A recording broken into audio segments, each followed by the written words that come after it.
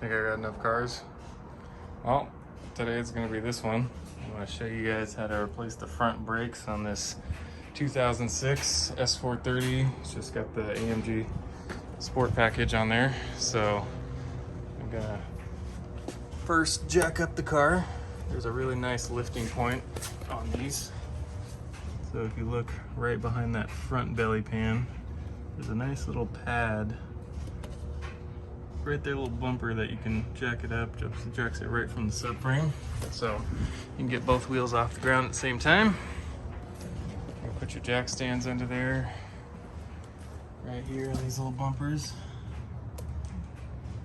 Yeah, right there, they're always behind the little jack cover right here. So let's get to it. So once you get your wheel off, you're gonna take your 17mm lug nuts out. You pop that tire off. In some cases you'll have to hit it. Sometimes they get stuck.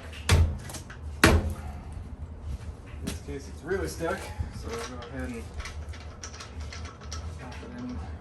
One lug nut kind of in there.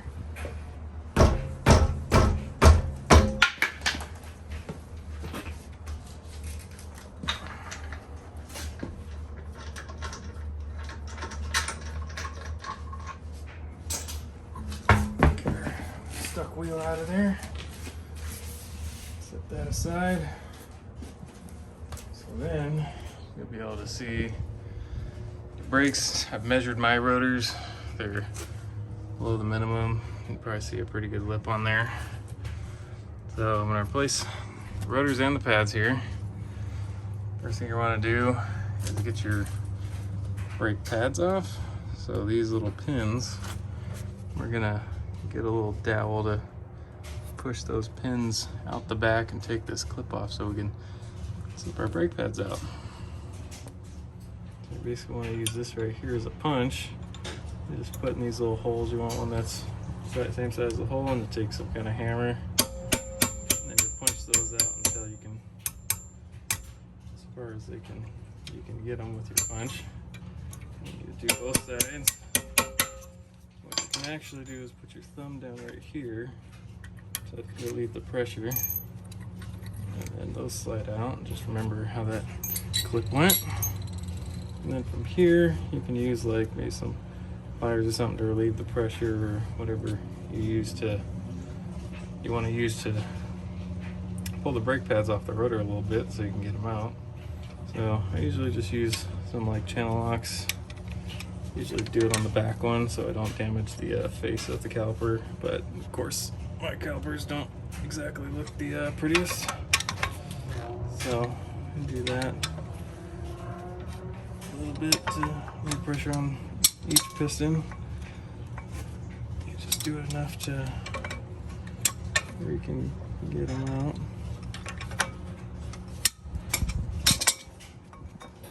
Just like that. I just come out, and you can set those aside. Pads weren't awful, but the rotors are more than done. So then you can sometimes what I do is I will leave a pad in there, right? And then I'll use typically 2 of these. So one here to kind of hold that one, and then another on the other piston and crimp it. And so the worst that will happen is that this one will be fully compressed. So kind of show you what that looks like here. Get the other one.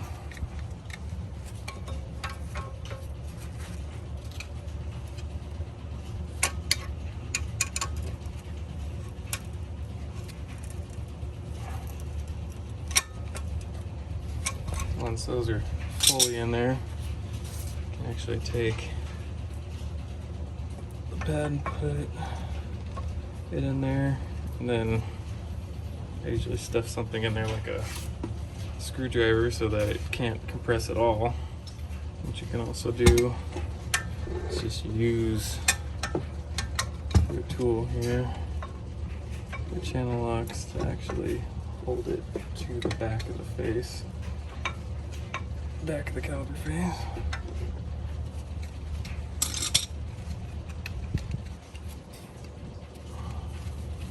Adjust it to size and just kind of hold the brake pad from going in when you squeeze this one. But of course, we don't have a camera in your way and stuff, it's a little easier.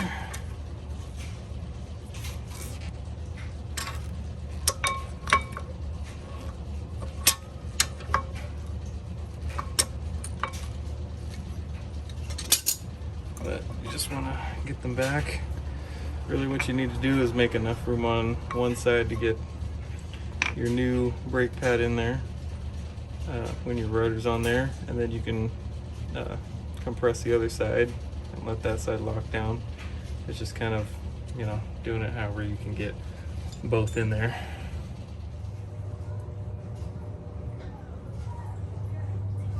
So now looking at the back of the caliper, we're basically going to want to take this bolt here, you see that one, and then this one up here, the identical size.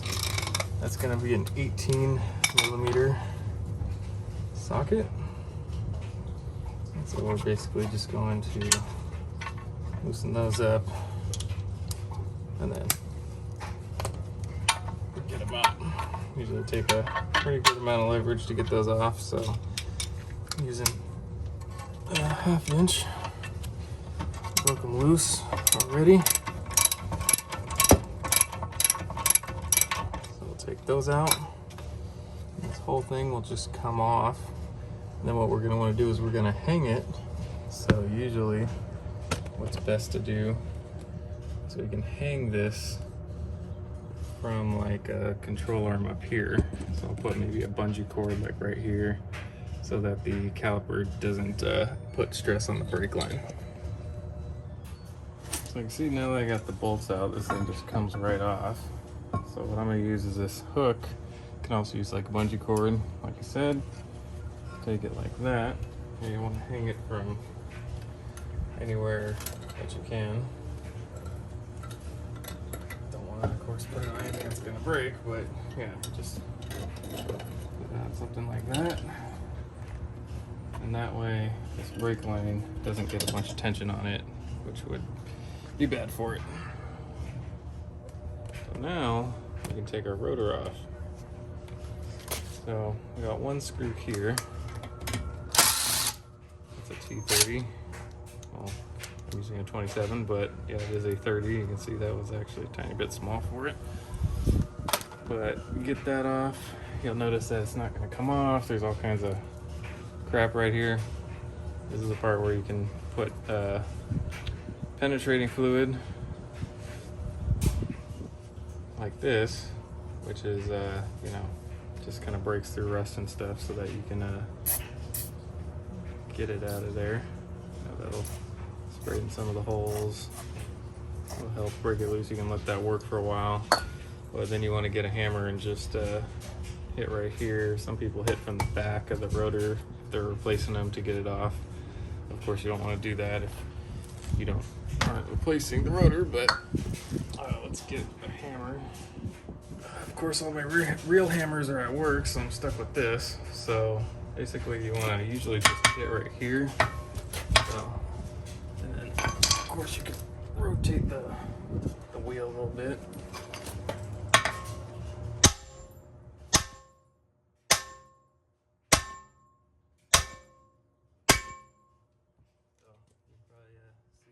Bits dropping out of there. Rotate it and hit it.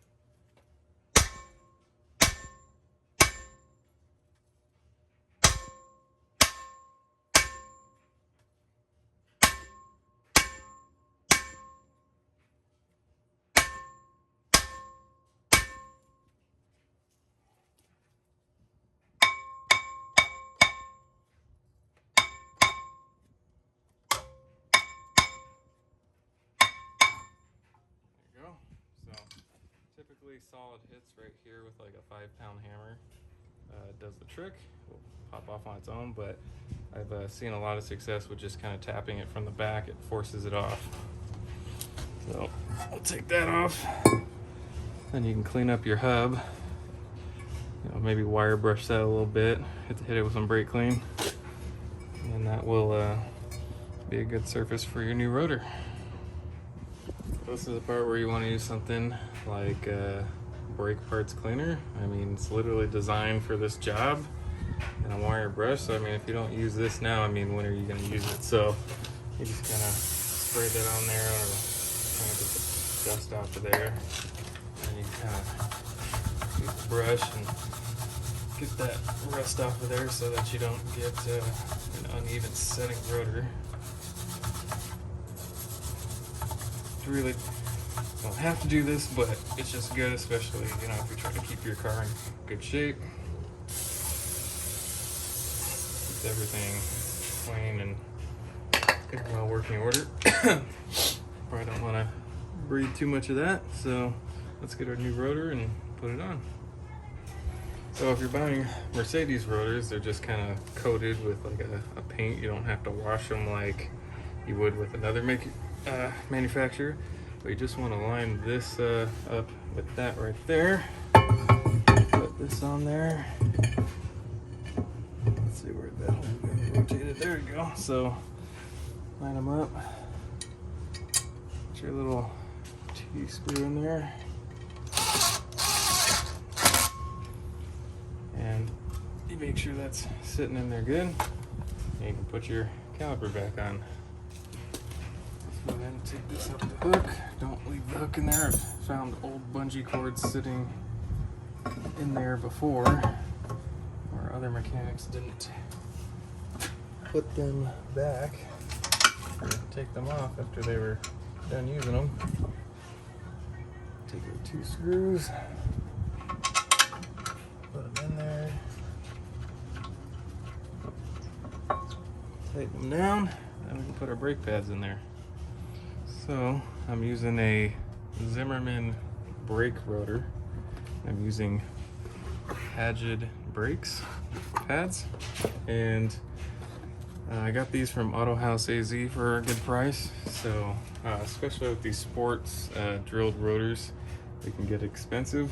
So you want to save where you can, so I'm going to put these in there. You can put like a little bit of that copper brake stuff on there. I don't believe Mercedes actually recommends that, but there's some still in there, so I'll probably just put them in there like this. You can kind of see that the pistons are still a little bit too far out, so you have to play with them a little bit to get them to accept the pads. So we'll squeeze those a little bit more so that we can get them in there, of course. So like I was saying previously, we'll just take our channel locks, and we'll just kind of push them back in there. And when we got one side all the way back, of course these probably came out a little bit, so we'll put that in there, line it up nicely, and then we can do the same thing to this side, and we can completely compress this side, and that side will just, you know, clamp and lock down. You just want to make sure that your holes are lined up for the pins to get through. So we'll basically do that here. You can always put like a cloth or something, because you're not going to pull too hard. You're just doing it enough to compress this very weak force that's stopping the caliper. But of course mine are kind of messed up, so I'm not too worried about it.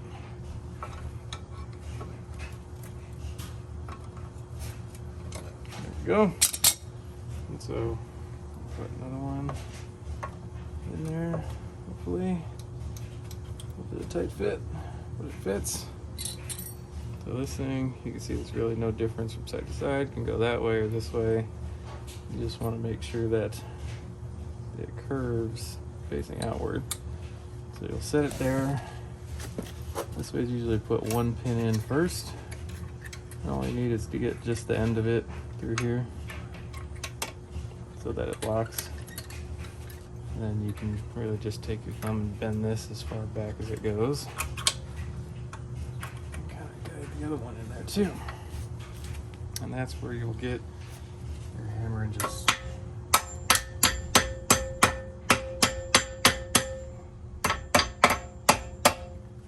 of course you can get your punch and get real precise with it.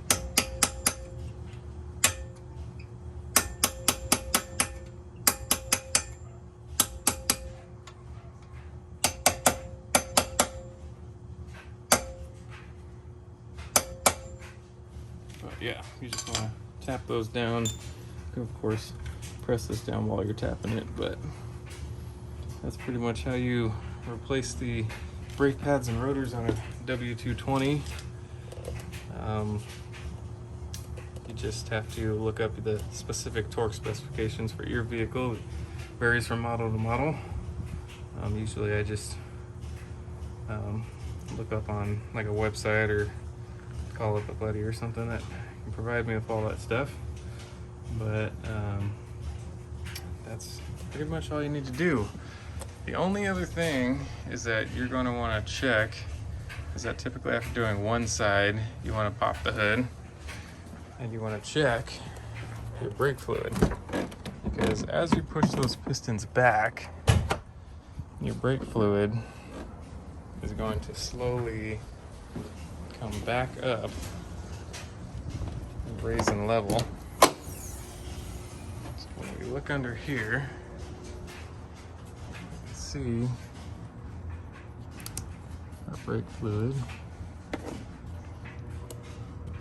It's a little too high. Mine was low. I think I knew that it was kind of low. So typically when brake fluid is low, you don't want to just top it off, because the low level is usually indicating that your brake pads are lower. So as the brake pad material goes away, the brake fluid level drops. So when you do your brakes, like right now, it'll just go back up to max. So just keep an eye on that while you're doing your brakes.